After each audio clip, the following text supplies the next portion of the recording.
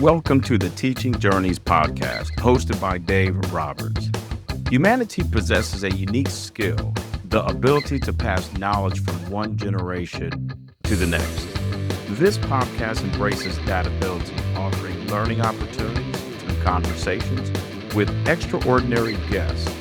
Dave aims to leave a positive mark on individuals around the world. So before you dive into today's episode, please share this podcast with your network, including friends, family, and colleagues. And please consider leaving a rating or review. Your support makes all the difference. Hi, everyone, and welcome to another episode of the Teaching Journeys podcast. I'm your host, Dave Roberts, and today it is my absolute pleasure to have as my guest one of my favorite authors, Kent Nerburn. Kent Nerburn is the author of Lone Dog Road and 15 other books on spirituality and Native American themes. He has been praised as the one writer who can bridge the gap between Native and non-Native cultures. Kent has twice won the Minnesota Book Award. His book, Chief Joseph and the Flight of the Nez Perce, was a New York Times bestseller, and his internationally acclaimed Neither Wolf Nor Dog, which was the one book South Dakota selection for 2019, is used in multicultural curriculums around the world. Kent is currently serving as the cultural liaison to the International Smile Network in their work providing dental and cleft palate surgeries to children on the reservations in South Dakota. Kent is widely recognized as one of the earliest advocates for the Young Voices movement. He founded an award-winning multiracial, multicultural newspaper in Minneapolis to give voice to the voiceless and created an oral history project on the isolated Red Lake Indian Reservation in northern Minnesota, where students sat at the feet of the tribal elders to hear and collect their stories. And with that, Kent, welcome to the Teaching Journeys podcast. It's an absolute pleasure to have you on the program today. Thanks for having me. It's a big suit of clothes that you laid out there that I'm supposed to fit into, but I'll give it my best. I never recognize that guy when I hear reduced to that, but hey, if it's all legitimate, it's all good stuff, and I'm happy to have gotten to where I am in life and happy to talk about it. Yeah, one of the things we talked about just before we started to record is like with your body of work, I think 39 books, 35 years of really working in Native cultures, representing their stories. It was like, where do we start? And fortunately, Kim, your publicist for New World Library, sent me a good list of questions and really wanted to focus on your newest work, Lone Dog Road, and talk about that, see where that goes. So I have read the book. It is a marvelous story. You're a master storyteller, and it's just a book that I think renews hope in the collective good of mankind. So thank you for the work that you put forth and just for the work that you do in general to improve the state of humanity in this world. Well, it's sort of, I tell, when I tell people, basically we've got to pay our rent for our time on earth, and how you choose to do it doesn't have to do, to my mind, with economic success or external moments and external significance. Sometimes it's just a single moment. I think you would, and when you first contacted me, I think it was about the cab driver story. You said, yeah, the story about when I was driving a cab, such as the life of anyone in the arts, you get by as you can. I was driving a cab in Minneapolis, and I picked up a woman, a strange call in the middle of the night, and said she wanted to be picked up. And I thought this was odd. Why did she want to be picked up in the middle of the night? And she came out, and long story short, her doctor had said she had to go to a hospice. I don't understand why that was, because in retrospect, I don't even know that hospices was a term at the time. It was in the late 80s. But the point being that I drove her around the city. She said she was going to this hospice, and I suddenly realized this was the last time she was going to be out in the public and in the world. So she said, can we drive her around to the old places where I used to live? And I said, sure. I shut off the meter and drove her around all of the Twin Cities and anywhere she wanted to go, and let her off at the end of the journey at this. I remember driving under this portico in this little suburb outside of Minneapolis, and she got out and gave me a big hug and said, thank you. You gave an old woman a little bit of joy on her last ride. And like at that point, it was one of those moments where I said, maybe this is why I was on earth. This is how, maybe this moment is the moment that was where I paid my rent for my time on earth. And we all have it. We all look for it. And, to look for big, significant things is one thing, but to find the small moment where you were there at the right time and did the right thing, that's what matters to me. So I just look at it as, I've had good fortune. I stumbled into being a writer. It wasn't what I intended to do. But once I did it, I said my job is to speak as authentically and as much from the heart as I can about the subjects that I choose to write about. And speaking from the heart, I think is more impactful than just any technical knowledge we could have about a topic. If people can see our passion for what we're writing about or for what we're talking about, it's going to get other people excited. And it's going to create a community of like-minded individuals who are interested in, leaving their mark on this world and making the world a better place. Also, I had another story that had resonated, and I may have mentioned this in the email when I initially contacted you, was Candles on the Grave. That is a story that I used to share regularly with the bereaved parent support group that I facilitated. And the thing that I loved about that story is, as a parent myself who has experienced, and I call it the transition of a child to a new existence, you captured so beautifully the experience of what it was like for a parent to have lost a child without having gone through that yourself. And it was just incredible. You were able to capture it just so accurately and with so much empathy and compassion. And it just drew me in. And it's a story an essay of yours that I refer to over and over and over again. Well, you want us to give a little synopsis of it, and then I'll talk a bit about it? Yes, the Candles on the Grave. This is where you had been watching a woman. It was in your hometown of Minnesota. You went by a particular cemetery every day, and you saw a woman who was actually cleaning the grave, tending to the grave. And you went in, when she wasn't there, to take a look, and it was a child that had died, and there was a series of toys that were arranged in kind of very symmetrical fashion. And you would eventually talk with her and ask her to tell you about her son. And you just did it again with just so much compassion and empathy and presence. And I remember her saying to you, there are so many graves that go untended. I'm paraphrasing this. I wish we could put a candle on every grave. Yeah.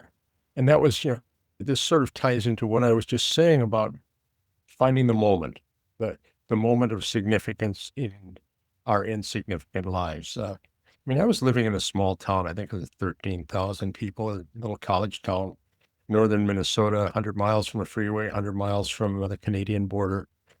And you would think that there's nothing of significance that you could write about or that's going to take place. But I was driving down the road and saw out of the side of my eye this grave that are in the cemetery. There were all these spinning wheels and shiny objects. And it's a very staid cemetery in a very conservative little town. And I went over there and I kept driving by. And then one day I saw that there was a woman she was sitting by the grave and she was reading something to it. And I said, oh my God, what is this? There's some tragedy here that I can hardly even bear to think about. Because I, like every parent, if you've experienced it, I haven't experienced it. I cannot imagine what it is to lose a child. I've said if one of my kids died, I'd probably walk out the door and start walking until I came to the end of the earth. I wouldn't know what to do. But I've talked to people who survived that, and they said, you don't have a choice. You go on. You go on. You don't get to leave. Not knowing what I was seeing, I just kept going by. One day I said I should probably stop and talk to her. I didn't actually, I wrote it as a mother, but it turned out she was the grandmother. The cemetery people would come and take away the things that she put on the grave. She had a little baseball cap of his. A lot of those days were McDonald's toys, things like that. She would put them on the grave. And she, when I started talking to her, she talked about him in the present tense. And she had a picture of him. And I said, something here is so pure. Then she started talking about the other people. There are these other graves. No one cares about them. And so ultimately, this is an example of one of those moments that you just get lucky. I said, I got to do something for this woman. So this is not in the book or anywhere other than somewhere back in the archives of my blog. I just wrote and said, does anyone want to contribute to getting a tombstone for this little guy? Because she didn't have any money. She lived in a trailer on the outskirts of town. And we put together a couple $100, and then she and I went down to a town 100 miles away, and they picked out a tombstone and put it on his grave. And it's one of those things you say, damn it, I did the right thing that time. And it's not, well, I just gave you an example of 2 times when I did the right thing, and out of the 10,000 when I didn't do the right thing. And more often than not, it's not doing the wrong thing, it's failing to do the right thing when it's there. But it's, again, an example of something, just a little moment in an extraordinary opportunity and an extraordinary moment in a tremendously ordinary life. And I mean, we all have them, we just have to grab them when they come by. Well, and your essay really honored not only my path as a parent who'd experienced the death of a child, but any parent that I've talked to who's experienced that path. And it was just greatly appreciated that you took that time and you saw that as one of the moments where, hey, we can make a difference. Well, and that's, again, writing is a very strange, it's a strange profession in a million different ways. And I'm sure working the way you do, behind a microphone and broadcasting to people that don't know you, or know you, but you don't know them. You get to know them a little bit by coming back at you, but ultimately there's an imbalance between you as the person they see and them as the group that you speak to. And a writer, that the sense of satisfaction is very abstract. That's part of the reason I got involved with this Smiles network of dealing with, kids with dental needs on the reservations, because you get a lot of praise. If you get known at all, if you get this tiny bit of celebrity, maybe you get a great amount of celebrity. I got just enough that someone calls me up and says, "You want me to be on your podcast?" But it's not like I walk down the street and someone says, "Oh, there's this guy, there's Nerburn." But your sense of satisfaction is abstract. When I taught, I understood more about the immediacy of a response. And if you go out and you serve in some way, you get an immediacy of response, but you don't get it as a writer. I like to say, you're in a glass box and you're shouting as loud as you can. And you see all these people walking by out there, but you don't know whether they're hearing you, whether they're connecting in any way. And so if you happen to get a bit of a sound through that wall, a shaft of light, and someone says, "I experienced that. Thank you. You felt me on my journey," then you say that was worthwhile. But you don't know it. You don't know it. It's such a strangely insular life. And it takes a certain type of temperament to do it, because the people do think that you have more, that, like I said, they know you, you don't know them. And ultimately, I'm sitting in a room, sitting at my computer, wondering if I have anything left to say, anything new to say, and hopefully looking for the moments when I get the gift of something that I can tell a story about, or tell it, or use as a teaching tool, because teaching is what it's all about for me. Yeah, and I think also the greatest teachers are sometimes the best students as well too. And the mantra of the podcast is we're all students and teachers, so let's learn from each other. And Absolutely. Yeah. and teaching is about building relationships. And I saw the interview you did. I think it was at the Red Lake Indian Nation with your former student. Oh, scary, sure. That was a great interview. I smiled, I think, through probably 99% of it. Yeah. But I could tell that you had built up such a relationship with him and the other children and young adults at Red Lake that they valued your presence. And I think if we can build good relationships with those people around us, they're willing to accept our presence. They're willing to accept and at least listen to what it is we have to say. And it's all about building relationships first, beyond the teaching piece. Right. Yeah. And I thought that that wasn't one point. For those of you listening, I was invited back to the Red Lake Reservation where I initially had done my work. I had taught for 3 or 4 years and eventually got fired and thrown out, which happens to people on reservations, white people on reservations all the time. And in fact, almost by necessity, it's almost the right thing that it should happen, because then the Native people pick up the mantle and go forward. But I had these students, and I struggled with what a teacher's job is. I know how to teach when I'm writing. When I'm writing, if you notice in all my books, with the exception of probably the last one, Lone Dog Road. My way of teaching is saying, come along with me. We're going to go on a journey together, and I'm going to show you what I see, and maybe we'll talk about it a little bit, and I'll tell you what I saw. And if it helps, then I've done my job. But it's always fellow travelers. Picking up the woman in the cab. It's about, you're coming with me, and look what happens. Going by the graveyard. We're driving down the road together. Look what happens. It's not me stepping out and speaking and saying, ex cathedra, this is what you should know.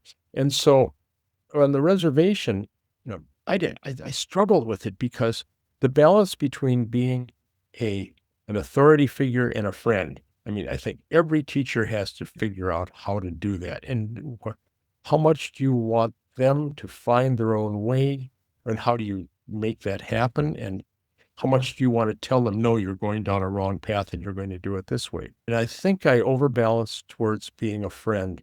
But the elder has told me that what was important in teaching the students is to build a learning family, build a family. And so I got back up there this last, it was, just a couple of weeks ago.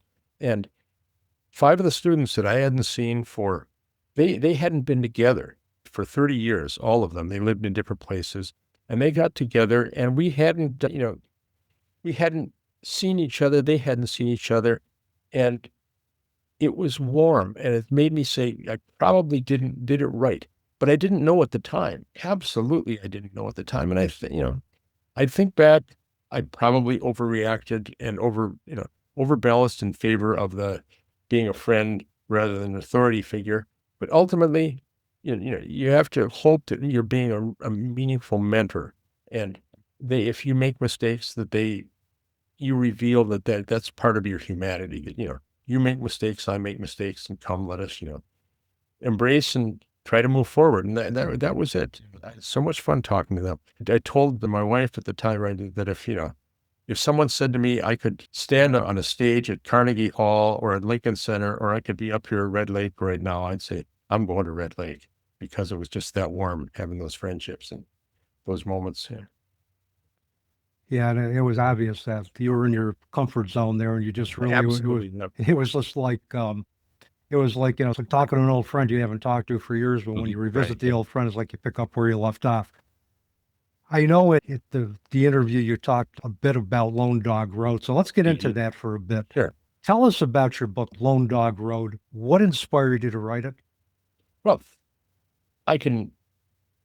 it's one of those things where I can go back a long way in a lot of different tributaries that come together to produce the book, but there are 2 that I think are really significant. And the first one is that I consider it my elder book. You get to a certain age, and one of the things that I've really taken to heart from dealing with Native people is that the elder has a certain responsibility. We're raised in a sort of a linear sense of our time in life. You're a child, you become an adult, and you have your period of productivity and economic activity and influence and fecundity, and you raise your children, and then you gradually go into a period of quiescence and rest. Sure, fine model, but not the native model. The native model is there are 4 seasons of life, and only the one in the last season has seen all the 3 previous seasons. So there is a wisdom in the last season of life that you are responsible for sharing.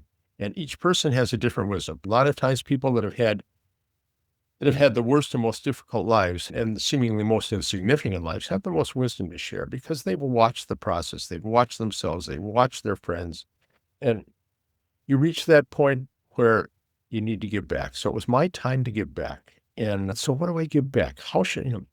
What do I have to offer? Which brought up the second thing. And that was the arrival of the pandemic. The pandemic dovetailed on a number of things that it was a confluence, a perfect storm of some cultural realities. I won't go off into the Trump world, but there were a lot of anger. I mean, a lot of anger, a lot of adversarial approach to interaction, dominance, fighting. We were all angry. We were all scared from the pandemic. You're going into, what is this? Is there something floating in the air? And if it gets to me, it's going to kill me. So we retreated to this kind of isolation. And then the third thing was like, I'm here in Minneapolis, and the George Floyd killing took place. And at that moment, voices rose up and said, you haven't been listening to us. And the whole Own Voices movement came. You haven't been hearing us. We Black men have not, no one's listened to us. The women, no one has listened to us. My wife works with doing memoirs with mostly older white women. No one listened to them. And everyone started claiming the right of their own voice to be heard. And I really accept this. And I think that's absolutely essential. Old white guys, we have held the stage, but it became clear that other voices need to be heard. No one was listening to anyone else. Everyone was, you have to listen to me, you have to listen to me, you have to listen to me. And so I said, okay, my elder responsibility here is to give voice to many different approaches to understanding the world, and yet and individual isolations, but somehow the commonality that we have at heart. There is our individuality, our cultural specificity, but at the same time, everybody who's lost a child is the same person. Everyone who, you want to love, you want to be loved, you want your kids to have more happiness than sadness in life. There's a common human urge towards goodness and community. The commonality was really running across purposes with the individuality and this sort of cultural balkanization. So I wanted to write, as my senior book, I wanted to write a book that spoke to this. And I wanted to do it at a time, I want all the characters to be characters who I loved. And I wanted it to be in a setting that I loved. And my whole background has been working with Native American people and Native American values. And I love the Dakotas. It's strange. We all fall in love with certain places that people might scratch their head and say, why? Well, for me, the Dakotas have a magic, and that's a subject unto itself, but they have a magic. So I set the book in the Dakotas and pretty much put out a series of different people, from, two little guys, one who's 11 and one who's 6, and the 6-year-old has, he's, they call him neurodivergent, I guess, but ultimately then that isn't the way the Native people see those. They see them as if there's someone who's outside the normal patterns of things. There's a certain sacredness in it. Two little guys, there's a middle-aged white guy, sort of the typical American man searching for meaning, not quite knowing how to get it, who, of course, is set on his journey because his dog died. And dogs are important to me. And a series of other Native people, Native women, and a Black traveling singer who, that was in some ways a high-risk character, but I just felt like doing it. I knew someone like this. I knew a number of Black people, and I liked Black people of Black cultures. And I think I have learned over the years to be a good listener and to be able to inhabit these people with an authenticity. So that was my book. I wanted to tell the story of these two little boys who are set on a journey, love road books, love the road, just the metaphor for our lives, set on a journey to go across the Dakotas to western Minnesota, where all the pipestone, all the pipes, sacred pipes get their stone for Native people all around North America. So it's the story of their journey and the people that they meet. And it was a challenge. It needed to be a redemptive book, and it needed to have a book of hope, because I just don't see enough. I don't feel enough hope in America right now. I don't like the path we're on. I think we've missed some things along the way. I think Native values have a great deal to teach us.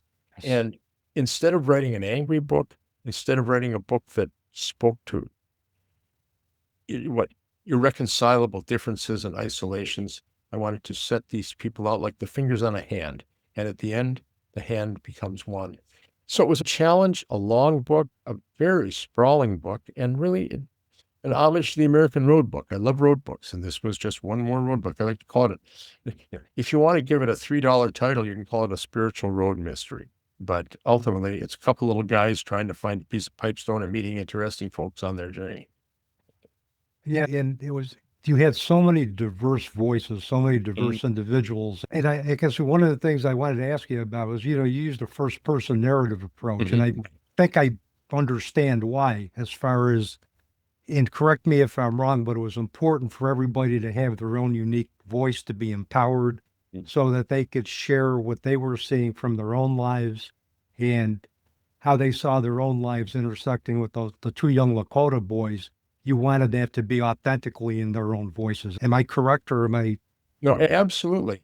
I mean, all of this really ties together, in that, well, like doing the oral history project on the reservation with the kids, the idea was to let the elders speak, get their words down. Running a community newspaper in sort of a multiracial part of Minneapolis, let the voices speak, get out of the way. And always as a writer, I'd let myself be present as a narrator, or had a narrator. And it's a very big risk to absolutely have no narrator, but just to have individual voices. But I wanted to pull myself out of the way completely. And this came from a very odd place in my childhood. My father was the director of disaster services for the American Red Cross in Hennepin County here in the Twin Cities. And that meant his job was to go out whenever there was any sort of a disaster, a fire, a flood, an airplane crash. It didn't matter. His job was to go out and provide clothing, shelter, food, whatever, to the people who were impacted by this. And my dad and I loved my dad, but he was a pretty wounded man and really couldn't express his emotions real well. And what we did, he would, so I like to do things with him. That was our way of sharing our love for each other. He would come into my room, knock on the door in the middle of the night and say, Kent, there's a 4 alarm on the north side. You want to go with me? And sure, I'll go with you, Dad. And so from about the age of 12 up to about 15 and 17, here I am living in this little suburban reality of mine, worrying about whether or not, some girl is thinking I'm cool, or whether I have a new pimple on my face. And I get called out in the middle of the night and get in the car with my dad and find myself in some setting of some horrific event. The one I remember most vividly was getting taken to a lake nearby us where there had been a drowning. And the woman, the mother of the boy, probably my age, maybe that's how I remember it. It's dark. She's sitting on the beach, on the far side of the beach by herself, huddled in a blanket. And I'm over there by myself on the other side of the beach while my dad is providing coffee to the people who are dragging the lake for this body. I can see them sitting out going back and forth on this little boat with this little tiny motor in the darkness, and the shining flashlight on the water, and dragging with this grappling hook, which is really just a big 3-4 pound ropes. And all of a sudden, the guy says, "We got something." And they pull it up, and they pull up this body, this bloated body of this little 8, 10, 12-year-old kid. And the cry that I heard from the mother on the other side of that beach, I'll never not hear that cry. So then I get back, he gets done. The body's taken away, the lights are shut off, the boat's taken away, and my dad, we get back in the car. We drive home. I get back in my bed, wake up the next morning, and, well, let's see. I've got this pimple I'm worrying about, and my belt isn't very cool, and I can't get my hair. And it was like a whole time when I should have been developing my own personal identity, I didn't matter to me. What mattered to me was the other. The other mattered to me much more than I mattered to myself. Writing a book like Lone Dog Road allowed me to have the other matter more than I did. I could understand. I've got a good capacity for empathy. Whether it was built into me, whether I learned it, I don't know. But luckily, I've got a strong capacity for empathy with other people's situations. So I just wanted to give each of these people their own voice, and I wanted them to be intimate. And someone was telling me that the thing they liked about the voices is the people spoke as if they were speaking to them. Not projecting, not broadcasting anything. They're speaking closely to you from the heart. And so that was really why I wanted to do it that way. Get myself out of the way and take a chance on a literary technique that really is, it was risky. You don't know whether all those pieces are going to fit together. And also, as a writer, I don't always know where I'm going. Well, I should say that in general, I don't know where I'm going. I set the characters loose, and writers say this all the time, but until you actually experience it, you can't realize how absolutely true it is. You don't know what those characters are going to do. I can create my setting. I love my settings. The setting is always a character in my books. I love the land. I love the weather. I had South Dakota. I see it. I could put it on the ground, and then I could paint the picture, and then I'd put the characters in it, and they'd say something to each other. Another one would say something back, and before long, they're moving on this journey. And I did not know where they were going to end up. And luckily, being that it was a pandemic, all I had was them as my friends. My wife was, the two of us, and yes, we'd sit across the yard from someone else, so we're all wearing our masks and talking over a fire in the yard, a bonfire, but we didn't have any real human interaction. So these were all my friends, and I wanted them to do well. So that was why I wasn't there. It was them. It was their journey, and it was a wonderful way to create a book, but I didn't know whether it was going to work or not. I mean, it worked for me. I felt like all the individual characters you created in the first person narrative were talking directly to me. I felt like I knew them. I had a very intimate relationship with them. And I think one of the key points you brought up is the need for us to establish ourselves as listeners. Yeah. I tell my students at Utica University, if you're going to work with a client who's having a variety of different challenges, the only way you're going to get the full picture is if you listen first. Listen, get the full story, take some time to reflect, get permission from that individual to share some observations about things that they perhaps need to work with, and make it a collaborative relationship. But if we're not listening and we're talking, we don't get the full picture. Well, that was when we were doing the oral history project with the Red Lake Ojibwe, one of the elders I took the kids out to, he tried to actually teach them. He had them at his feet, and this was a chance for him to teach. And he said, the first lesson you have to learn is to listen.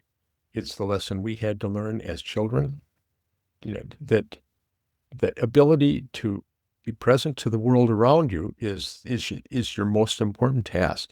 And I think so much of the time we instinctively listen to another person and are formulating our response to what it is that they're saying while we're listening. But ultimately, good listening is not doing that. It's being absolutely present to what that other person is saying. And then, yes, at the end of that, if you have something to say in response, maybe what you say augments what they say. Maybe it's just to bring out more. Maybe it's to tell a story of your own that somehow has some analogy to it. But ultimately, the second, the old guy, Amos Lone Dog in Lone Dog Road, says that at one point when I start to interrupt him, he says, don't interrupt me. He said, if you start interrupting me, that means you're thinking about what it is you want to say in response to what I'm saying. I don't want you thinking about what you have to say. I want you to just hear me right now. And so I have the character of Danton sort of back up and say, okay, now I just have to listen. Listening, I think is probably the most essential and underrated skill that we have in these times, because people are shouting at each other. People aren't listening to each other. People are twisting what the other person says. And as you start developing listening skills, it's not just listening to words. It's listening to spaces. It's listening to tonalities. It's listening to hitches and hesitations. You're hearing a whole person, not just the words they say. But it's an acquired skill, and one that you have to practice and one you have to train. But if we all listen better, we'd move forward a lot more than we are right now. Too much shouting.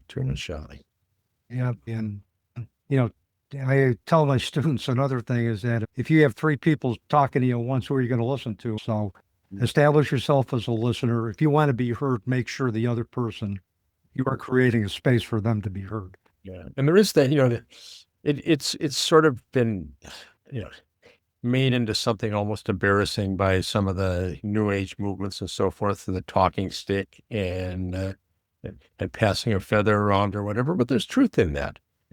A person should be able to speak until they've said everything that they have to say before anyone else chooses to respond. And in some of the native traditions, there was, when I did the book on the Nez Perce were very fascinating people. They're sort of the mountain people out west in where Oregon and Washington and Idaho come together. Plateau people, as plateau people, they watch from above. They understand about things. So I saw that their way of understanding the world was very valuable for me to learn. And they had something called the language of the blanket, where when a discussion was taking place, and this was usually in the case of treaty negotiations or something, everyone had a blanket that they had over their shoulder, just over one shoulder. And if what they heard someone else said reflected what they felt needed to be heard, they'd take the blanket and wrap it around them and be over both shoulders. But if at the end of the time, once somebody had one shoulder still uncovered, the blanket wasn't pulled over, they said, okay, we're done negotiating right now. We have to go talk. Then they would go back and get together and see what it was that person had to say that hadn't been heard. And this idea of letting other people say, what it is that they have to say and hoping that perhaps that articulates what it is you have to say is a valuable tool. I remember I think it was in Neither Wolf Nor Dog, my first book about dealing with the native folks. I think Dan talks about it being goat talk, but, always butting against each other, but this, but that, but that. And so I've tried hard to learn to be a listener. Don't always get it right. And, but it's a skill. And I really admire those people there was one of the clans among the Ojibwe is the Crane clan. And the Crane clan are the people whose job it is to speak and when necessary. But the reason that they value the crane is because it seldom makes a noise. But when it makes a noise, everyone listens. So I try to look at that as, okay, well, we have to sort of all try to be members of our own personal Crane clan. That's right. When you say something, make sure it's significant, make sure it's something that comes from the heart, and make sure it's something that's going to potentially have an impact on those who choose to listen to it. I know Native American values have been a big part of your life, a big part of your interactions with everybody. And what were the Native American values that you admired that really you want people on Lone Dog Road, who read Lone Dog Road to understand? Well, the first thing that's really important to understand is I do not transgress. I do not claim to be Native. I do not have a Cherokee grandmother. My own grandmother's maiden name may have been Crowfoot without a W, and I would have liked to have trafficked in that and said that, I had Native blood. I do not. I am not Native, and I'm well raised in an old Catholic tradition of, you have to be sort of initiated before you get the right to participate in certain ceremonies. And this sort of bled over into my understanding of how to deal with Native people, and that I am a guest on their land. I am a guest in their cultures. I do not have to like what I see, but I have to respect what I see. So I always have that as my sort of prologue, that I do not claim to be speaking as a Native person or for Native people. What I can speak from is what I see and what I learned. And the values, the primary value that I think almost all Native traditions have, they're very different tribes, very different languages, very different ways of understanding things, but they all share this common belief that the world is a teacher and there's spirit in everything. We have this way of thinking that we are, that we act upon the world. Their way of understanding is the world acts upon us, and we have to have humility in the face of what the world has to teach us.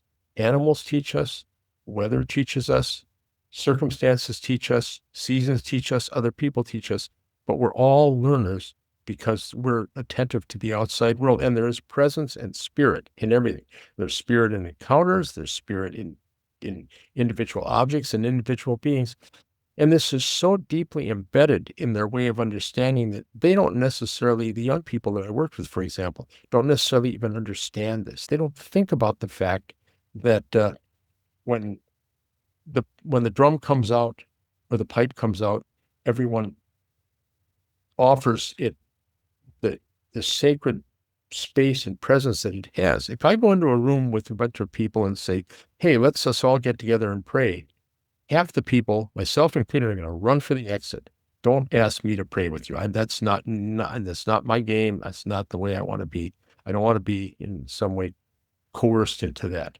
But when you're dealing with a culture where spirituality is embedded into its very core, and someone brings out the drum and everyone gets around it, no one's going to talk. No one's going to violate the sacred space that's being created. The sense of the sacred in everything is the core value that meant the most to me. Other ones, I mentioned the valuation of the elder, this is in a lot of very traditional cultures, that the elder is, that you ask the elder's advice, you ask the elder's understanding of things, you honor the elder as someone who's not vestigial. One of my friends had his 2 daughters with him, and they were at what the natives call a feast, essentially just a big potluck, and every sort of, bags of potato chips, venison stew, 7-Up, just laid out on masonite tables. And they have feasts for all these different events. And in this case, we were standing there, and I don't know what the feast was for, but you've got the elders who are there, and a lot of them are pretty beaten down in wheelchairs and not able to move much. Instead of our situation, like where we have a family dinner, everyone says, feed the kids first, get them out of the way, stop, they run up and grab the food and things. And even if they're held back, it's assumed that the kids sort of have a primacy. This man had his 2 daughters wait, and he set them up, and they went to the elders, asked if they could give them some food, went and got the food on the plate, brought it to them, went and got them their coffee or whatever, and stood by them while they ate. So if they needed anything, they would have someone to serve them. That was a value. I think the value that the Native people they appreciate someone who gives respect, not someone who shows dominance. If America is off the rails right now, that's the problem. It's not about giving respect. Respect is sometimes seen as weakness. It's not weakness. It's absolute strength. And then lastly, there are many, but when I did the book on Chief Joseph, it was an incredible exercise for me. It took me 4 years to do that book, and I pretty much traveled the whole route of the Nez Perce exile, 4,000 miles, did it 4 times. And I got to know those people very well. And I'd been sent out to do a book on Chief Joseph. And the assumption, probably very few listeners even have any thought of Chief Joseph other than maybe the knowledge that he walked forth and held out his rifle and said, from where the sun now stands, I shall fight no more forever. But that in itself wasn't even accurate. What was really important that was accurate is he was not a war chief. He was a camp chief. And he led from behind. He was the one whose job it was to make sure that all the women and children, if there was someone killed, the children had to be put with another family. He made sure there were no stragglers, that there were people that needed to be helped to get back on the trail. He helped from behind. He was sort of the caboose in a way. And that idea of leadership from behind, was another one of the great values that I found in the Native people. So, it just goes on, but they're just a different sense of humility in the face of human interaction and a sense of spirituality and everything. And it seems so desperately lacking in us right now. It all has to do with heart, with something to do with caring rather than dominance. And so it became a crusade of mine, but it certainly became a touchstone for me to try to tell about these values, tell it all these different ways. So that's been my task in life, is to try to, without appropriating anything, claiming to be anything more than I am, say, you people have something that I have learned and I need to share it with the broader audience because I've got a different audience than they do. And, those Native American values, they resonate with me. The fact that they work in harmony with nature. They see nature as having a living spirit, whether it's the stones, the rivers, the trees. They have reverence for human life. They have reverence for all creation. 4-leggeds, 2-leggeds, you name it. They see spirit and value in everything. And I think you're right. The other thing you mentioned about respect, I used to be an addictions counselor and a clinical supervisor, which seemed to be kind of like a previous lifetime ago.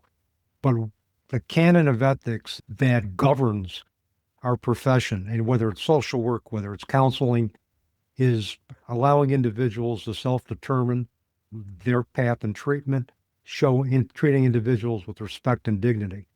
And as you know, I just said this had just occurred to me that those are values, are Native American values that are inherent in our ethical codes in terms of treating individuals who come to us with challenges with respect, and as if they have a voice and if they have value. And you're right, if we can transcend that to just about everything in society and everything in the world today, given the state of current events, the world would be a much harmonious place to live in. We would respect difference, but we would see similarities within that difference. I mean, America's been built on an ethic of dominance and victory. We've got winners and losers. We don't think collectively very well. Once we start thinking collectively, then people immediately say, oh, you're thinking like a communist or whatever sort of way of sort of reductionism that comes up with a political valuation of that sort of communality.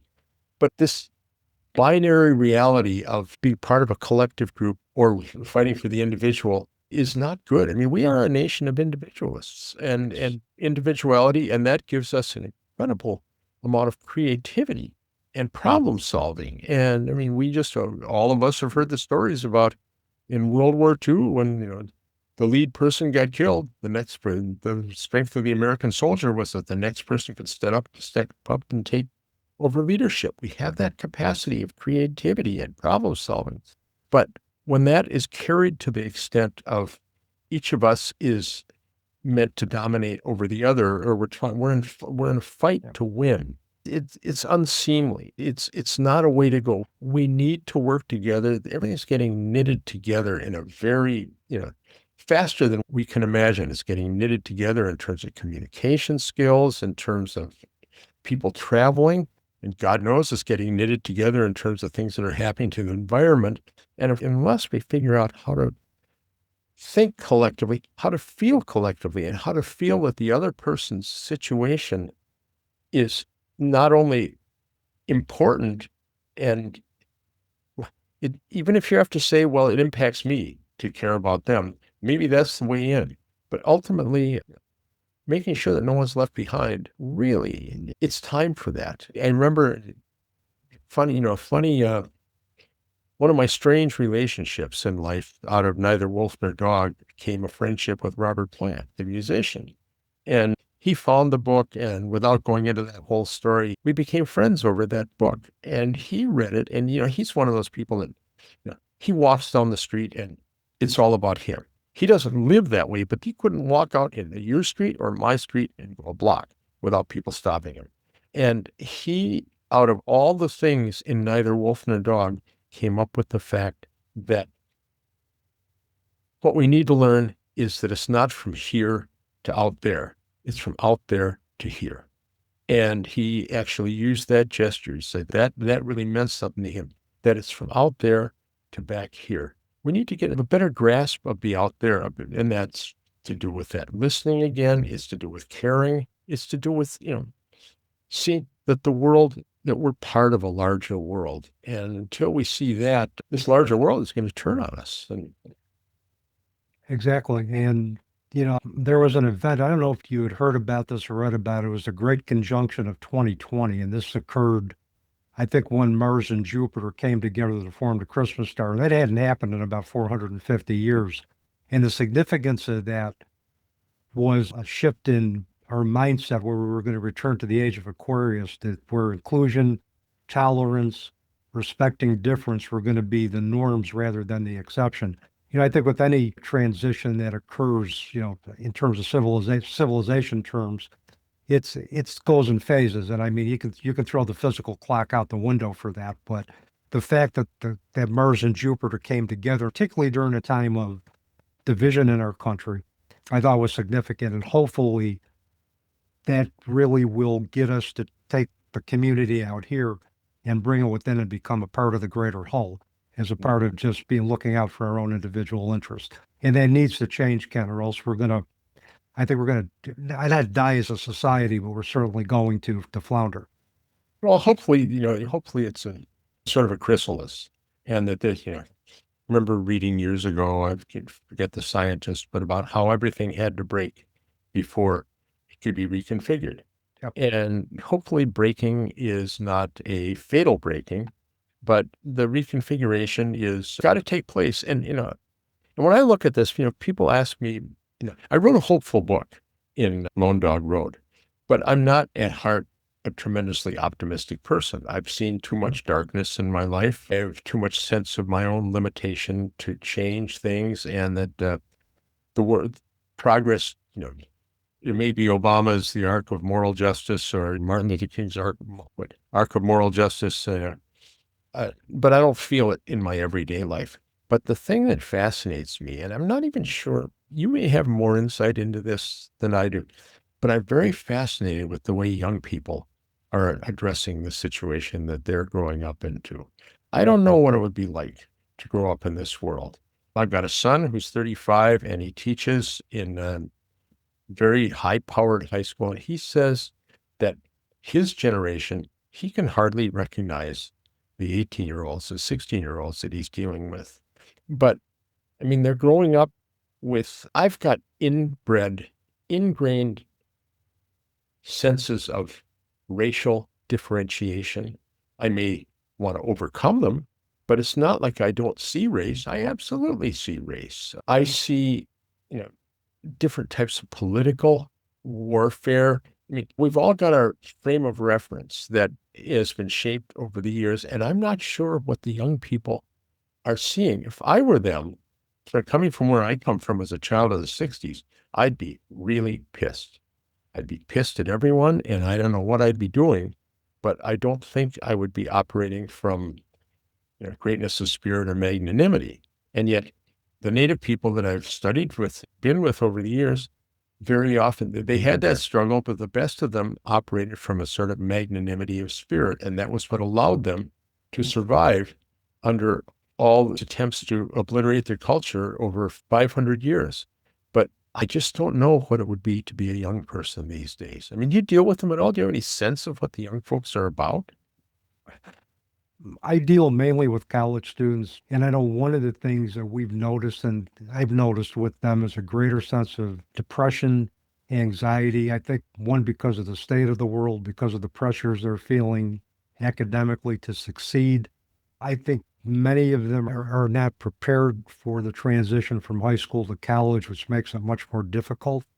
I think the other thing, and I know you mentioned being fascinated or interested in children who are supposedly called neurodivergent. I'm not for those kind of labels anyway. I prefer children who look at the world from a multidimensional perspective Right. and can operate in simultaneous worlds at once. I think they're also faced with those challenges. And I think a lot of them, if they are that intuitive, see ahead and might see that, geez, I don't know if I want to be a part of this world anymore. Suicide tends to be a concern in that age group. I think it's the second leading cause of death in individuals 14 to 29, and it may be higher because there's some that aren't unreported.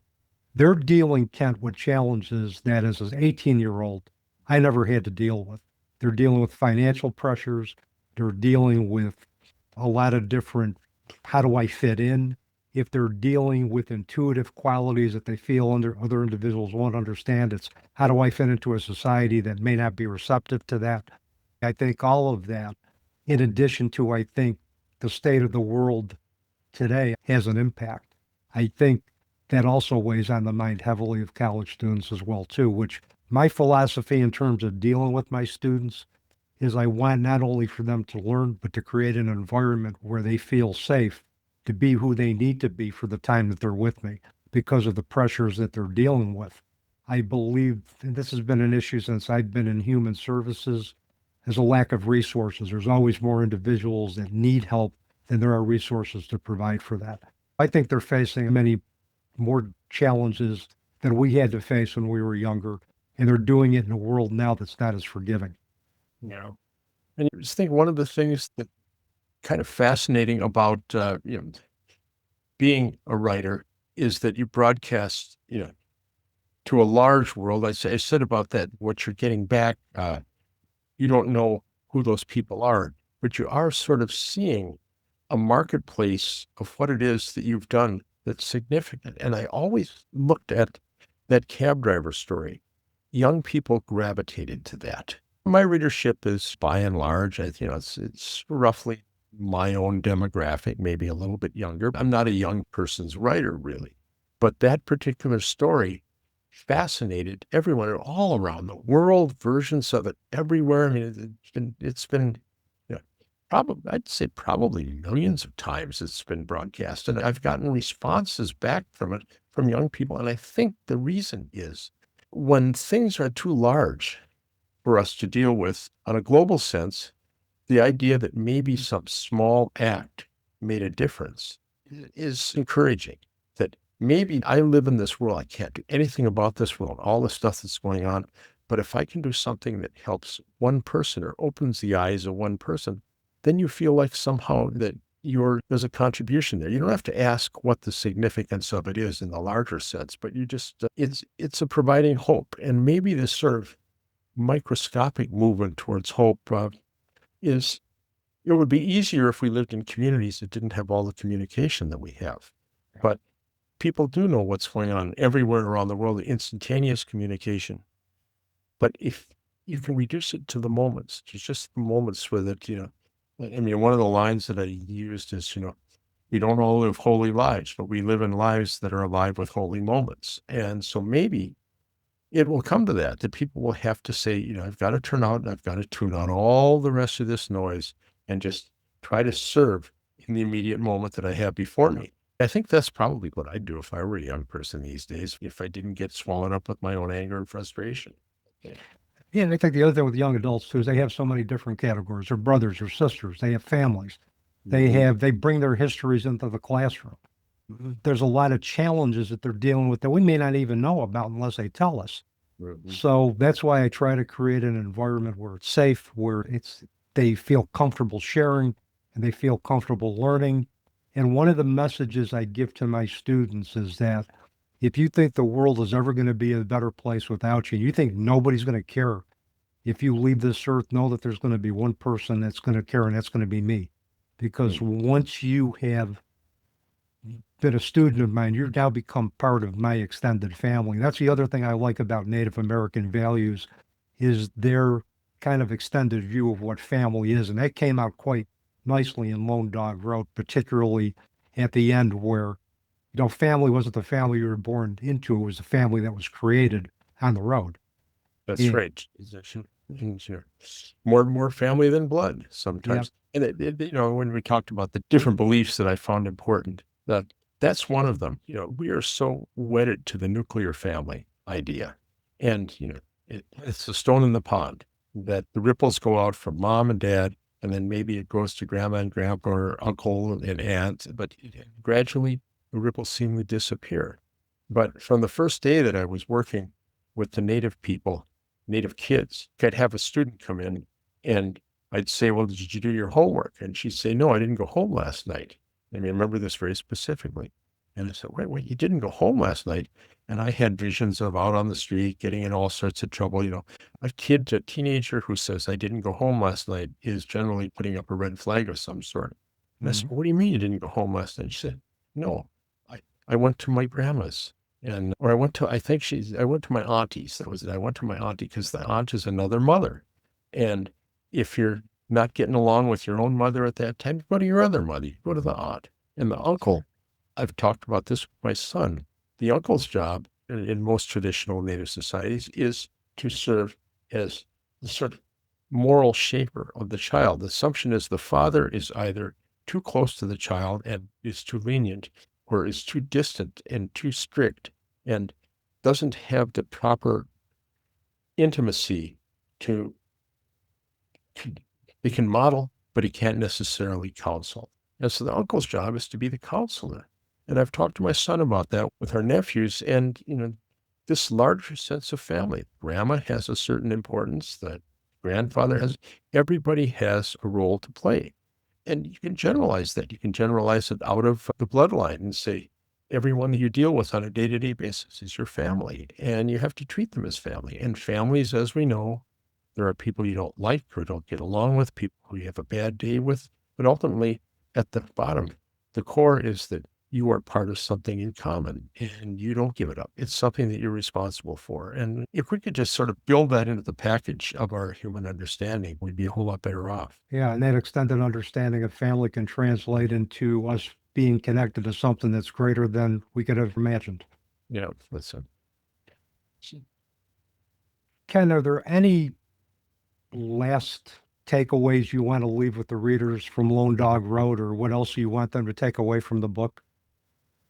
Well, I guess I have a few basic things that I think I want to communicate to people that I've learned over the years.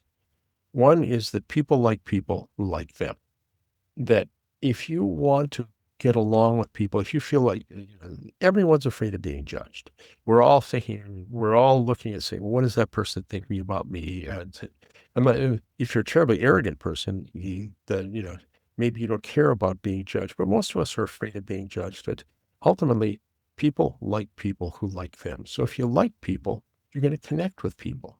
And liking people means listening to them and being interested in them.